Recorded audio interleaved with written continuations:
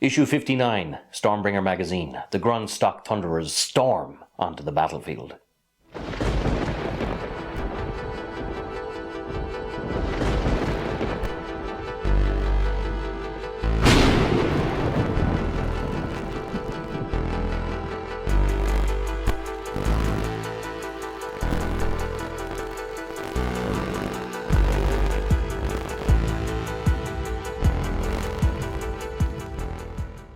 Hello and welcome to The Lucky Roll, an eclectic channel for eclectic games, and today we're going to be doing issue 59 of our continuing series of Stormbringer magazine by Warhammer Age of Sigmar. Now we have 5 Grunstock Thunderers, which we have painted up in this issue. We're going to have a look at them in a moment. But firstly, I'd like to look at the actual lore and the contents of the issue. So in this one, we have the Luminous History, which is basically the history of the elves, tales of Haish's history, and the two brothers Teclis and Tyrion, who awoke, joined Sigmar, and joined his forces of order.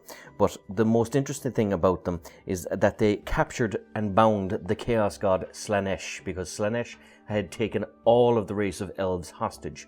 And by capturing Slaanesh, they took the souls of the elves back and are kind of trying to rebuild the elf race.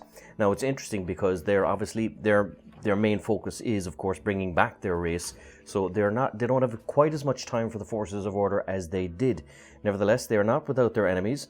So during the Spirefall, of course, there is aspects of civil war here, because the more elves they bring back, the arrogance remains, and so elves will turn on each other, especially when Slaanesh whispers to some of the more vain ones. And you have the Darkness Descends, of course, which is where the Ossiarch, Bone Reapers, agents of Nagash, will come and fight with the elves as well. So just a little bit of interesting lore here on the Realm of Light. You have another little book here, The Fate of Chaos Worshippers, which is written as though it's being written to a student from the universities, just basically on the perils of the warp, damnation and judgment coming. You have here the actual information on the Grunstock Thunderers themselves. So they're quite interesting because they have a very varied arsenal. So we'll have a look at it in a second, but they have a gun nearly for every occasion. You have the how to build guide, how to paint guide, and you have, of course, here the actual stats. Now, as you can see, there's a lot of different kind of weapon bits here, including drill bit, suppressing fire, choking fog, explosive shells, and you have here the missile weapons, which are the Aether Shot Rifle, the Aetheric Fumigator, the Deck Sweeper, the Aether Cannon, and the Grunstock Mortarer, and a heavy gun butt, which is basically the melee. You have here the War Scroll tutorial, so to use them, and the battle plan is called Forged in War, Running the Gauntlet. Now, I have them here, and they were actually great fun to paint. I wasn't mad about these guys initially, but I'm after getting a real fondness for them. They're just, again, very kind of steampunk kind of tech aspect, but they're just sky dwarves, which is kind of an interesting little take. They look great. Their uniforms, their heraldry, it all is kind of half mad, half brilliant, but they have different kind of weapons. I mean, this one has a kind of a double barrel shotgun. You have here this guy, which is kind of a rocket launcher, which again, really fun, really simple to build, and because they're nice and big and fat, chunky kind of guys, they're fairly easy to paint, so it's not a difficult time sink either. You have here, of course, another fellow, which I think looks like kind of a weird kind of grenade launcher, and of course he has a reload here ready to be slotted in, and you have this great kind of sight, you know. I mean, there's a very kind of steampunk, archaic kind of ideology and idea to all this kind of weaponry, and of course you have the foundation stone as well, which is kind of kept in as kind of a standard bearer for the figures.